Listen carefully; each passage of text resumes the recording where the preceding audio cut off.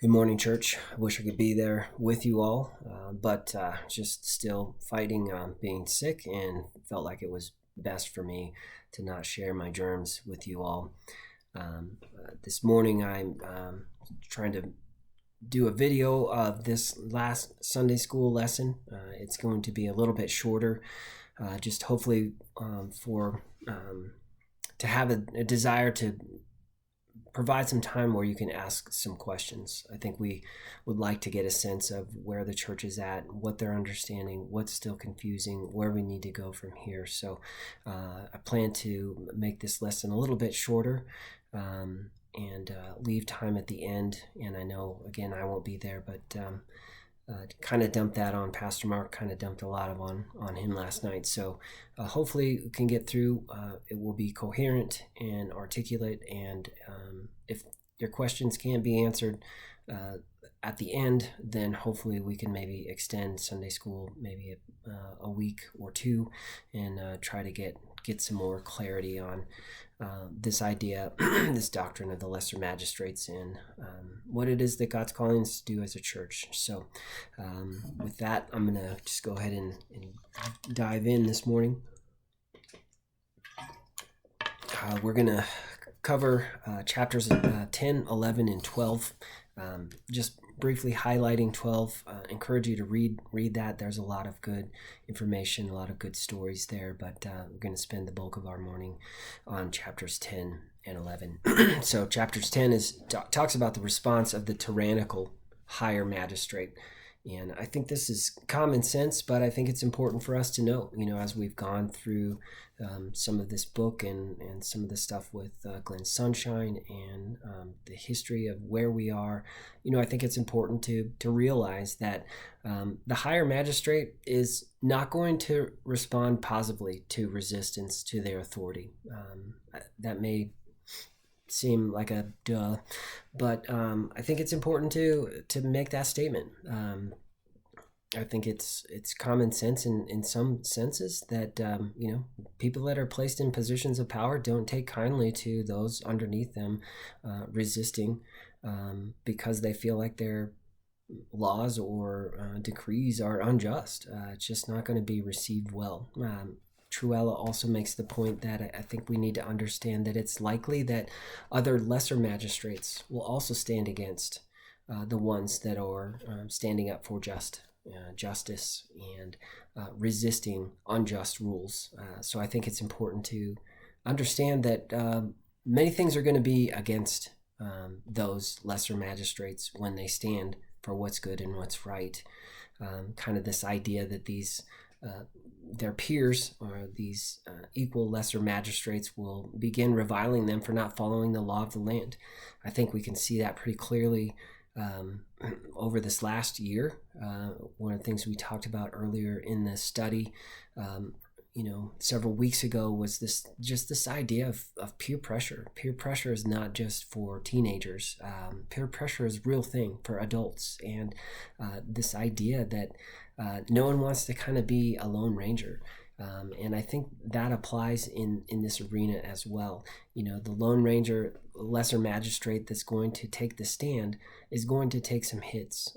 In fact, Truella says in this quote, "The lesser magistrates and the people must understand that when they interpose against an unjust law, there will be a fight.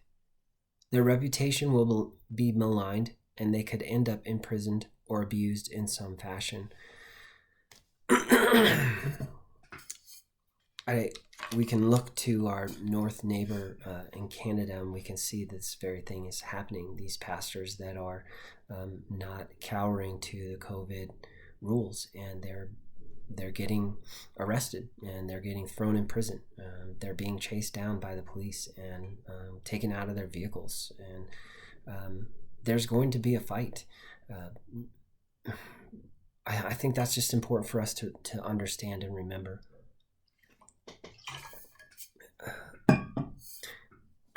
That standing up for truth is not going to be well received in our day and age.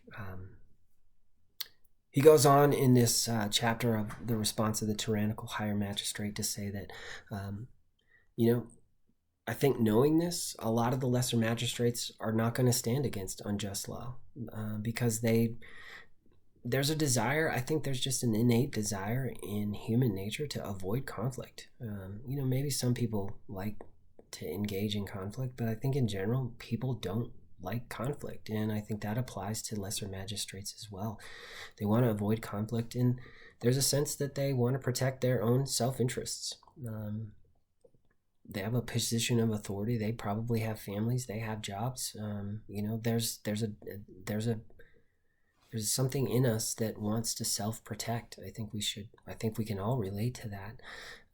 He makes the point that some lesser magistrates will resist, maybe for a time or for a certain amount, but it appears, at least in America, that once the courts rule against them, then they kind of give up. They put up their token resistance, if you will, to say, hey, this isn't right. But as soon as the courts rule against them, then they kind of desist. They stop resisting.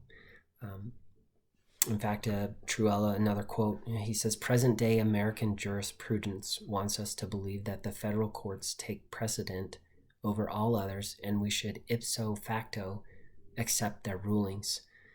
Ipso facto being defined by that very act. So just the fact that the federal government has ruled, we should just take it. This is law. But our country was founded with three branches of government: the legislative, the executive, and the judicial. And the judicial was not created to make laws. They were created to interpret and apply the laws. And so our whole system is cattywampus. It's not running right. The legislative, that's supposed to be passing laws, very ineffective. And now the executive branch in our government, in our day and age, is now ruling by almost dictatorship, and just ruling by signing a bunch of executive orders. This isn't the way that our government was created to run, and it's not good. There's a lot of stories, and I think examples.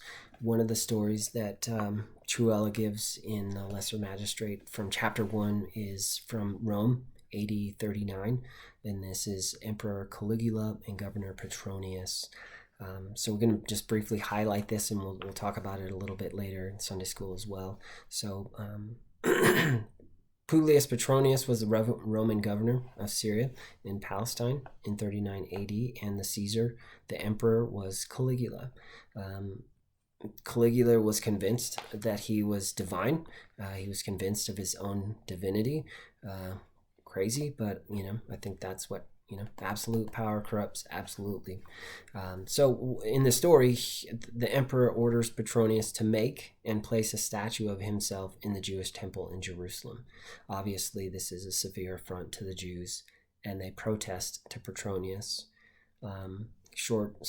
Long story short, Petronius does interpose on their behalf, and he goes to Emperor Caligula and says, not doing this, asking you to reconsider. And here, in this context, we're talking about that the higher tyrannical magistrates are not going to take kindly to resistance to their authority. Petronius is ordered by Caligula to kill himself. He says, quote, I will make you an example to the present and to all future ages, that they may not dare to contradict the commands of their emperor. It will highlight some more of that story a little bit later in the Sunday school lesson, but just to bring you to the end, it does have a good ending because ultimately Caligula's Praetorian Guard kills him. They assassinate him, and the ship that carries the letter telling Petronius to kill himself arrives after the ship that with the message that Caligula has been assassinated. So Petronius doesn't ultimately end up killing himself. But as you can see, the point that Truella is making is Caligula did not take kindly to resistance to his order. Again, we'll see more of that story in the role of the people. He uses the example of Moses and Pharaoh. Moses goes to Pharaoh and says, God says, let my people go. And what Pharaoh does is says, okay, well, apparently there's too much time on your hands, so we're going to have you make the same amount of bricks, but we're not going to provide straw for you anymore. You have to go get your own straw. So not well received, ultimately, and the people complained. And then lastly, he gives an example of King George and the Declaration of Independence. When that Declaration of Independence was put out by the colonies to King George, saying that we are no longer part of you. King George didn't just be like, oh yeah, that's totally cool. I'm good with that. Go ahead and do your own thing. Ultimately, war came about, Revolutionary War, and so just a small smattering of examples that when lesser magistrates resist the higher magistrate, the tyrannical higher magistrate, there's going to be a fight, and I think that's important for us to remember. He goes in the next chapter he talks about is the role of the people, and I think that's important to go through as well, because of the support or lack of support that the people can provide.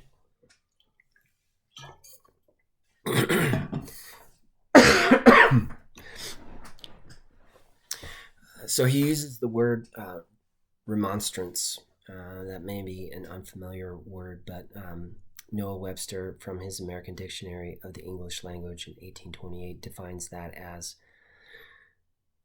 quote, to remonstrate means to present strong arguments against an act, measure, or any course of proceedings. When addressed to a public body, a prince or magistrate, it may be accompanied with a petition or supplication for the removal or prevention of some evil. So the role of the people is remonstrance. Sorry, I can't say that this evening. And I want to return to this example of Petronius and the Jewish people.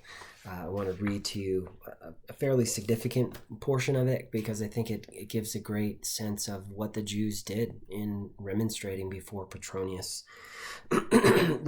Remonstrance by the people played an important role in the story of Petronius and Caligula. When Petronius decided to winter in Ptolemais before marching on Jerusalem next spring, the Jews seized the opportunity to come and remonstrate before him. Josephus tells us that tens of thousands of Jews, men, women, and children, came to Ptolemais to petition Governor Petronius not to erect the statue of Caligula in the temple. They informed him that they would die first, rather than accommodate themselves to such an egregious violation of God's law. Petronius became angry with the people, as all lesser magistrates tend to do, desiring the absence of conflict. So I think it's important, I only gave you a little piece of the story and said he decided to interpose, but that, there's a process here. When the Jews first came, he became angry because I think he understood the ramifications of what they were asking him. And he goes on to state to them, if indeed I myself were emperor and were at liberty to follow my own inclination, and then had designed to act thus, these your words would be justly spoken to me. But now Caesar has sent to me. I am under the necessity of being subservient to his decrees, because a disobedience to them will bring inevitable destruction. He understood what defying Caligula's orders would mean for him. Petronius remained resolute and continued intent on obeying Caligula's law and order. The Jews petitioned further, however. They ended by stating, if we should submit to you, we should be greatly reproached for our cowardice, as thereby showing ourselves ready to transgress our law. And we should incur the great anger of God also, who, even thyself being judge, is superior to Caligula. Excuse me.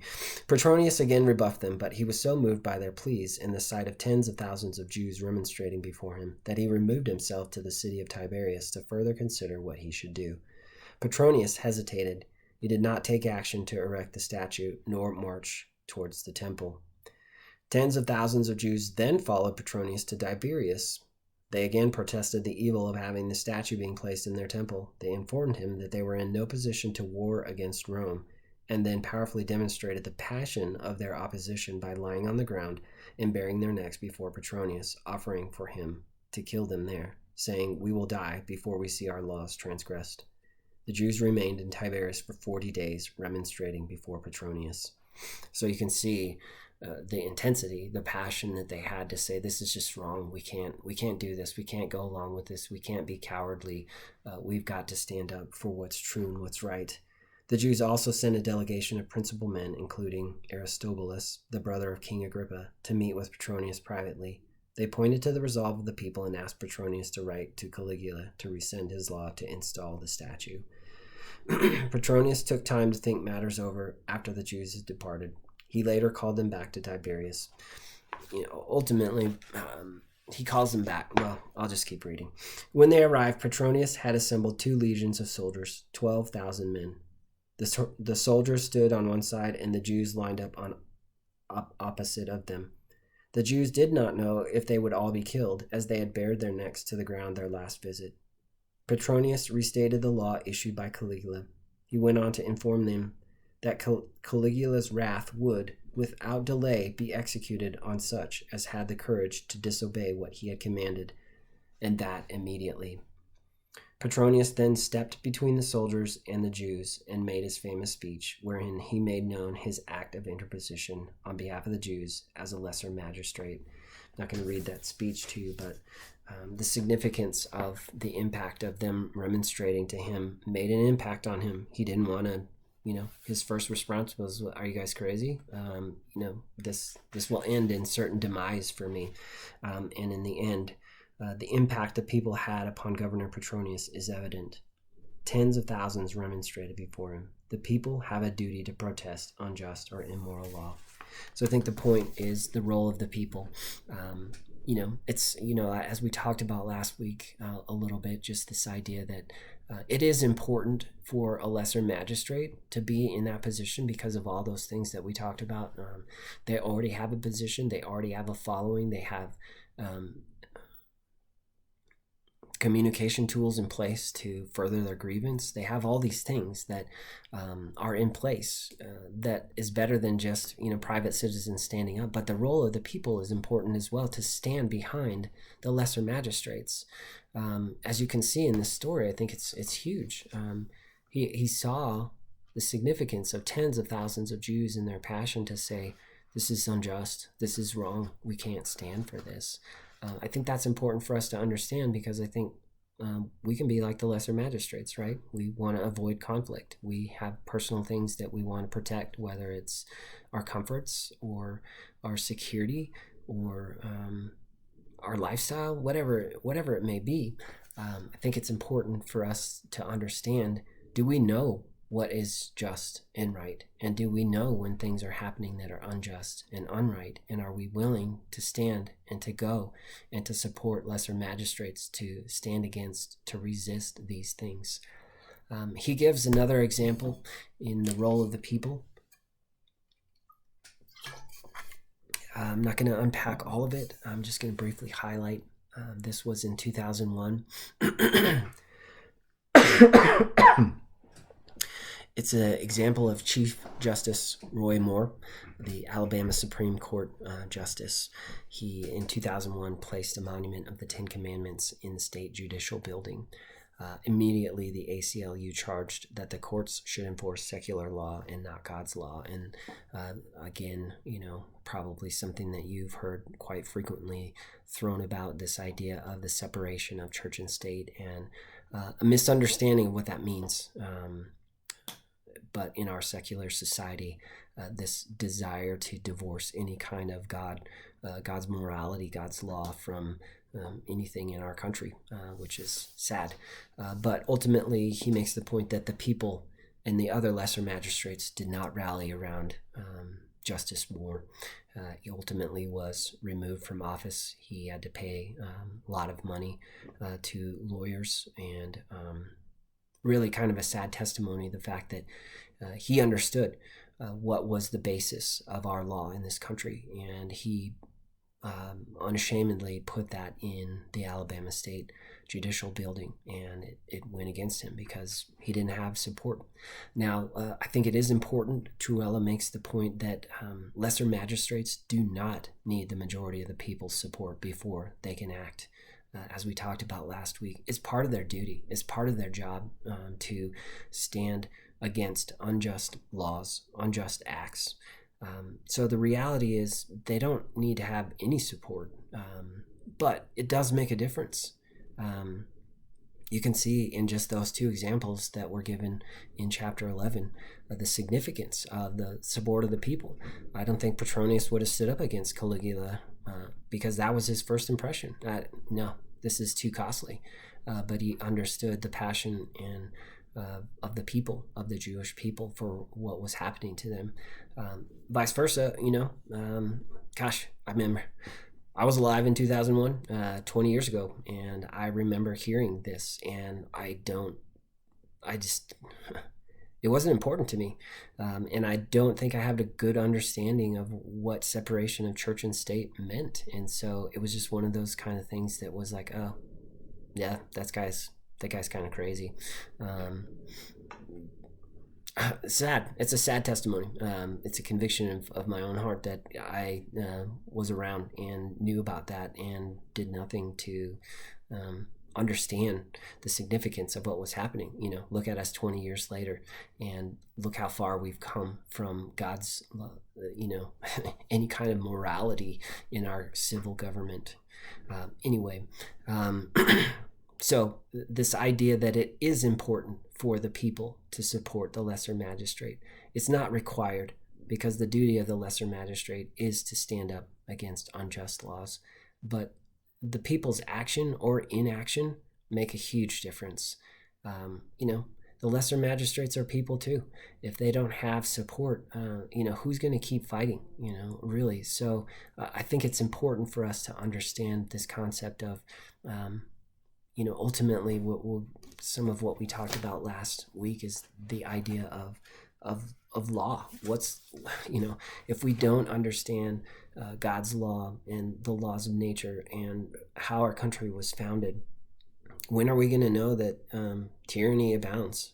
When tyranny comes, how are we going to stand against it? So kind of a summation, I guess, of those two chapters. We're not going to really talk about Chapter 12, I may briefly highlight these things. I would encourage you to get the book and read it, because there's many, many stories. Really, it's the title of it, that chapter, is The Lesser Magistrate Doctrine in Our Day. I think Truella is trying to, he wrote this in, I believe, 2013. It's crazy, 8 years ago. And how much farther have we come? Some of the things that he talks about are... when President Obama was in office, the Affordable Health Care Reform Act. I don't know if you guys remember hearing, we've got to get this passed so we know what's in it. Unbelievable. But he talks about the fact that this act was challenged by 27 states. 6 states have enacted legislation which defy it altogether. So he's trying to give you this. This isn't some archaic doctrine that nobody knows about. Well, he's trying to bring about awareness, obviously, but it's not some archaic doctrine that has no application for us today. He's giving real world, current event examples of this is happening in our day. He talks about Arizona taking action to defend their borders against illegal immigration. He talks about different states, regarding the Second Amendment of the United States Constitution, the right to keep and bear arms. He talks about, lots of other things. One of the things that I really would encourage you to read is he gives an example of Honduras, and he tells about how it appears that this was some sort of military coup, but he walks through this historical example of really the lesser magistrates doing what's right to restore law and order and justice in their country. And it's from 2009, so not very old. And it's really kind of inspiring because, according to Truella and his account of it, the world was against Honduras. They were saying what you're doing is wrong in removing your president. But he walks through this, and man, this is just like a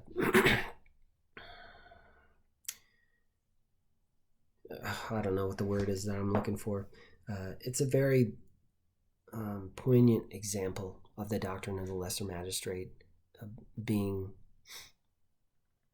manifest in our day and done well, and ultimately with positive results, that what's right and just was restored for their country, and they stood against everyone, even us as the United States. We did not support them. So encourage you to get that. I don't want to take up any more time going over these things, because I do want to leave a significant amount of time for us to interact and engage, to try to get a sense of, okay, where is everyone at? What are the questions? What's not understood? Where do we go from here? So again, church, thanks for your patience with the technology. I do apologize that I'm not able to be there with you. I do thank you for your prayers for my family. We certainly need them, and we are certainly thankful for God's goodness and his faithfulness. We do pray that he will bless your time of conversation after this, and I do look forward to seeing you again soon. So take care, and I guess I should pray. God, thank you for the ability to be able to get through this. I do pray, God, that you would guide and lead us in what it is that we need to do to further be prepared, to be further wise in, God, what it is that you're calling us to do, to stand for truth, and to understand that it will be costly. Lord, we need your grace, we need your wisdom, and Lord, we're asking that you will pour it out upon us in Jesus' name. Amen.